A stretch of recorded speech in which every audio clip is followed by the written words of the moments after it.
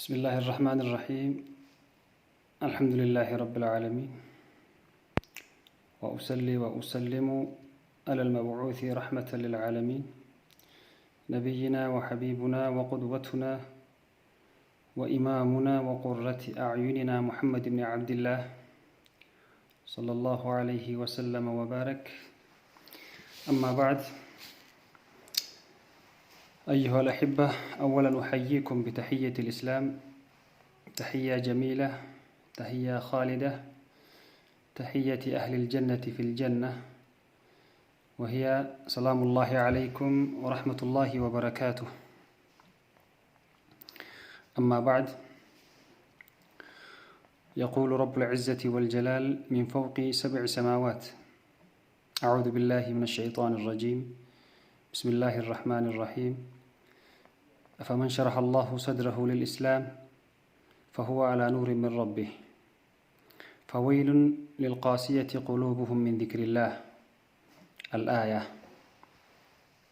وبلينا كرا إرجاء قبابدو ويا من تير ولاد الجبنة إن شاء الله دقيقة قبابدو فرديتي وإسلام مرة إرجاء قبابدو دبر سوبر بادا. Kanaaf warra waan dhageetti fayyadamu Rabbiin nu haa taasisu. Akkuma beekamu addunyaa kana keessatti amantiiwwan hedduudha kan lakkoofni keessa bahuu hin dandeenye hedduutu jira. Kanaaf nuti alhamdulillah fedha Rabbii kennaatiin hordoftoota amantii Islaamaati alhamdulillah. Kanaaf Islaama ta'uu keenyaan bu'aa nuti argannu maa inni? Yoo Islaama taane akkasuma yoo Islaama taate maal argatta, maal fayyadamta kan jedhu mata duree kana jalatti waan muraasa ergaa kee dabarsuun fedha insha Allah. Kanaaf gabaabsee faayidaa amantii Islaamaa akka dhuunfaatittis, akka hawaasa bal'aatittis, akkasuma akka addunyaatittis faayidaan isaa bal'aadha jechaadha. Kana keessatti tokkoffaa gaafa Islaama taate wanti argattuu fi fayyadamtu insha Allah jannata Rabbii argatta jechaadha. Kana jechuun daandii kanaan alatti karaan jannata ittiin argatan hin jiru jechaadha. Kanaaf ati gaafa Islaama taate jannata ol aanaa san argatta, isaan gammachiifamta jechaadha. Akkuma Rabbiin keenya subhaanahu wa ta'ala Qur'aan isaa keessatti وبشر الذين آمنوا وعملوا الصالحات أن لهم جنات تجري من تحتها الأنهار.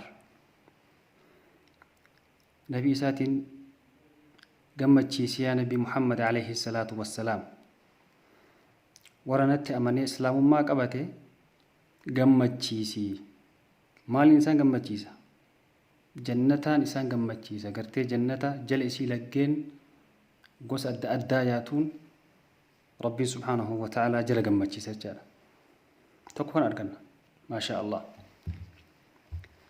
نبي محمد صلوات ربي وسلامه عليه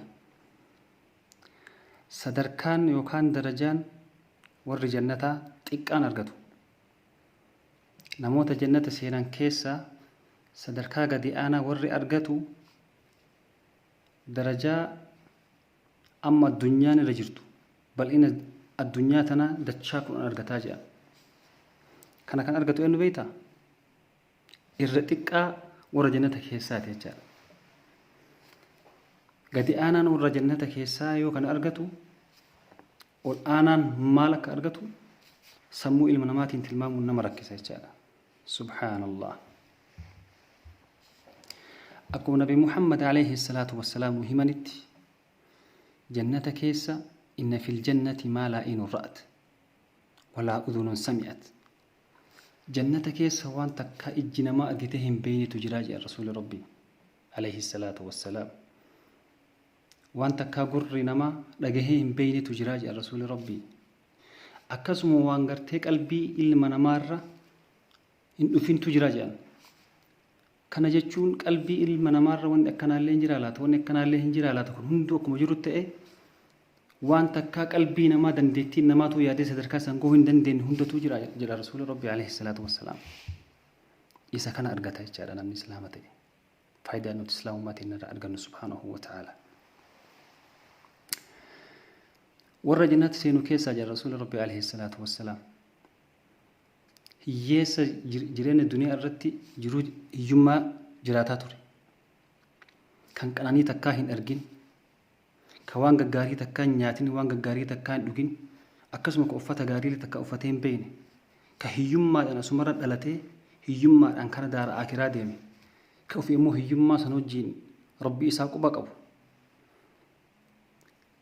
تكتي فوداني جنة كيسة أوباني والفودان فوداني قافة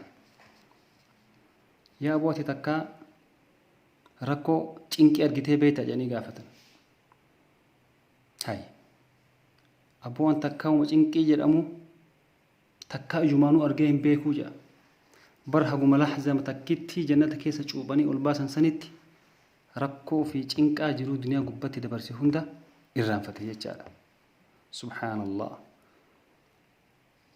كناف وإن جنة دبتمي إدومتو ولكن أسيت دبتشو وني برباني فايدة أمانتي إسلاما قبتشو لأنو تأرقنو كاسولا في يجالا ما شاء الله إني لما فاني إبدا أزابا جلا نجاباتا جهنم جلا نجاباتا كتاب إسا جلا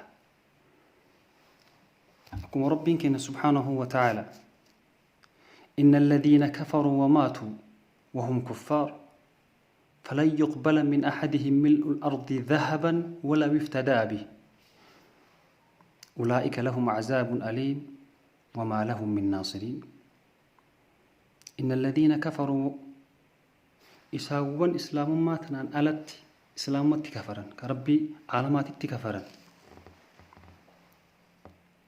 أكسمت الكفر مسان الرتد أن جاء ربي وماتوا وهم كفار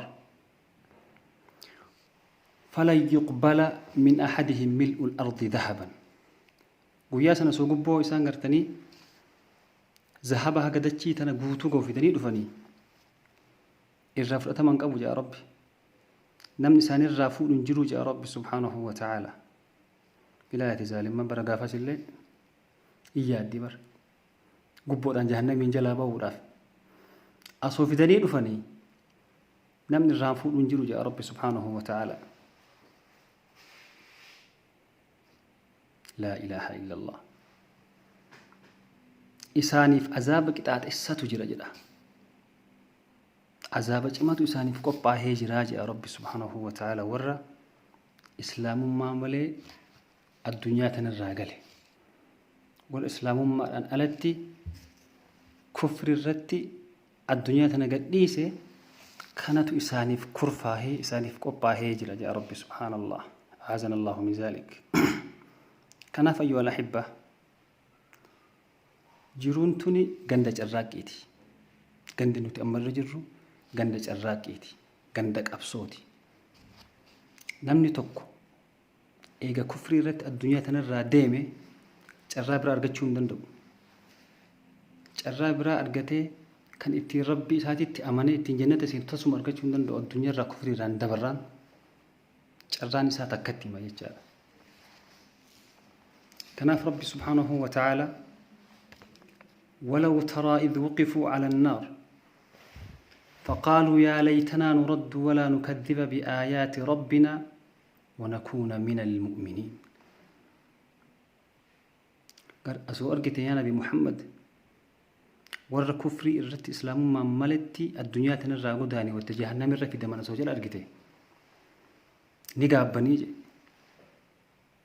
وسوما جراتك كتي أرقني جرو الدنيا قبت ديبني ربي كان إباني جنة أرجني جانيتي ورواتني جد قالوا كن هندن داو جرّا إساني كنا متي فجرم هندن دينه جرّا جرّا ربي إنه كنا أما كنوا سيتو فيلاتا جرّا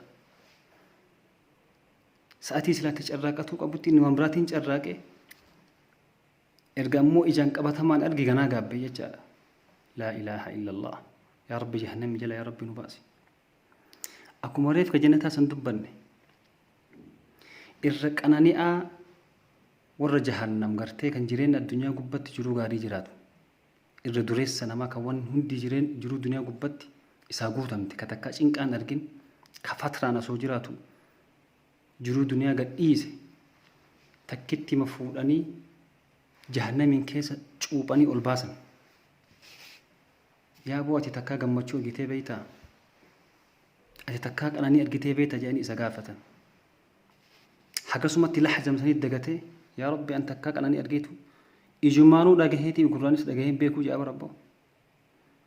innaa lillaahi wa innaa ilayhi raaji'uun. kanaaf islaamummaan badii akkanaa jalaa nu baafti, jahannamii akkanaa tana jalaa nu baafti jechaadha. yaa rabbi wal islaamummaa irratti qabatee irratti jiraatee irratti du'ee irratti kaafamu yaa rabbi nu taasisi. inni biraa gammachuu dhugaa fi nagaya keessuu argatta. bu'aan islaamummaa ati argattu gammachuu keessa keetii nagaya keessa keetii argatta. akkuma rabbi subhaanahu wa ta'ala quraana isaa keessatti nutti hime alaa bidhikri illaahi taxma'innu alquluub. beekaa jedha rabbi zikrii kiyyatu rabbii kee yaadachuutu rabbii kee faarsutu qalbii tee gadi si dhaaba, qalbii teetiif tasgabbii kenna, qalbii teetiif nagaya kenna. laa ilaaha illallah. nagaya qalbii, gammachuu qalbii, nashaaxa qalbii eessaa argatta? islaamummaa keessaa argatta jecha. waman acrada an dhikrii فإن له معيشة ضنكا ونحشره يوم القيامة أعمى. لم تجذكري كنرى إبادات كنرى إسلام مرة جرجلة جرو ديبو سجرات جناج يا رب. جرو ديبو جرو چنكا جرو فتران كي سنجرة إسجرات جناج. وبليس آخرة وبليت آخرة كان جت مالي. namoonni hedduun addunyaa kana gubbatti osoo waan hedduu qaban, mallaqa guddaa osoo qaban, qananii gahaa mana gaarii keessa osoo galu, makiinaa gosa hedduu osoo qabu, jireenya addaa osoo jiraatu kanuma wajjiin gammachuu qabu. bara ofii wati ilaaltumaa hin dhabne, mallaqas hin dhabne, eega mallaqni jiraate hundatu jira jechuudha jiruu duniyaa gubbaa. kamiilaa ittiin deemu konkolaataa ka fedhe nyaatee, ka fedhe filatee nyaata, ka fedhe filatee uffata, akka fedhe itti jiraata. akkasumattuu garuu gammachuu hin qabu. gammachuu qabaachuu bira dabree uf ajjeesaayyuu lubbuma sana baasa waluma ka'ee. maaliif? waan gammachuun isatti dhagahamuu dideef. fakkeenya weellisaa Cat Stevens jedhamu. Cat Stevens amma gara islaamummaatti deebi'ee maqaan isaa maasha Allah Yusuf Islaam jedhama. gaafa weellisaa irra ture halkan takkatti galiin inni argatu guyyaata halkan takka miilee doolaara 150,000 halkan takkatti. milaalati doolaara 150,000 qarshii Itoophiyaatti yoo deebi'u naannoo miliyoona 6 halkan takka akka inni argatu. kanuma waliin takkaa gammadee hin beeku, takkaa hirriba gaarii rafee hin beeku. gaafni inni nashaaxa argate, gaafni inni gammachuu argate, hirriba gaarii rafee gaafa islaamummaa ashhadu an laa ilaaha illa allah wa anna muhammadan rasuulullah. Cat Stevens gaafa maqaa kanaan ture takka gammachuun arganne, erga islaama ta'ee Yuusuf al-Islaamii waamame gammachuu guddaa argate. subhaanallah. kana kan qabu islaamummaadha. ati namoota maallaqa guddaa qaban jiruu duniyaa gubbatti qananiin jiraatan hunda gammadaa sitti hin fakkaatin. gammachuun islaamummaa qofa keessa jirti. kana bal'inaan beekuu yoo barbaadde namoota bebbeekamoo fi namoota gurguddoo gara islaamaatti deebi'an waa'ee seenaa jira dubbisi. Kitaaba Why Islam is Our Only Choice jedhu barbaadii dubbisi taarika argita. Namoota akka addunyaatti beekaman. Asoo islaamummaan fudhatiin dura jireenya akkamii keessa akka ture. Erga islaama tahee ammoo jireenya akkamii keessa qabatamaan akka ture. Allahu akbar. Alhamdulillahi rabbil aalamiin. Kanaaf ni'imaa rabbi nuu kenne kan halkanii guyyaa galateeffachuu qabna jechaadha rabbii kenna. Ni'imaan islaamummaa olii waan hin jirreef jechaadha. Kanaaf akka addunyaatitti warri ufiin uf ajjeesu ufumaa isaatii gammachuu dhabuu qofaan namoota du'an keessaa 1.5% of all these worldwide are by suicide. Warra ufiin uf ajjeesu parsantii tokko tuqaashanii namoota du'an keessaa akka addunyaatitti. Namoonni kunniin baay'inaan warra qabeenya qabu. Warra qabeenya qabu. Warra jiru gaarii konkolaataan jiraatu kun ka xayyaara dhuunfaa ofii qabu kun ka kaampaanii gurguddaa qabu asoo akkasitti jiru ajjeesa. Maaliif jennaan waan gammachuu hin qabneef jechaadha. Gammachuun maallaqaan bitamuu hin danda'amu. Bakki itti gammachuu argachuu dandeettu islaamummaa fi islaamummaa qofa. Kanaaf obboleeyyan akiraa faayidaa islaamummaa dubbannee fixuu hin dandeenyu. Haganuma irraa isinii ergaa gabaabtuu isinii dabarsuu barbaada. Kanaaf rabbiin keenya subhaanahu wa ta'ala warra waan dhagahetti fayyadamu warra waan dubbatullee rabbii jechi dubbatu rabbi nu haa taasisu. Kanaaf haga viidiyoo biraatii walitti deebinu wabillaahi tawfiiq. Wassalaamu alaykum wa rahmatullaahi wa barakaatuh.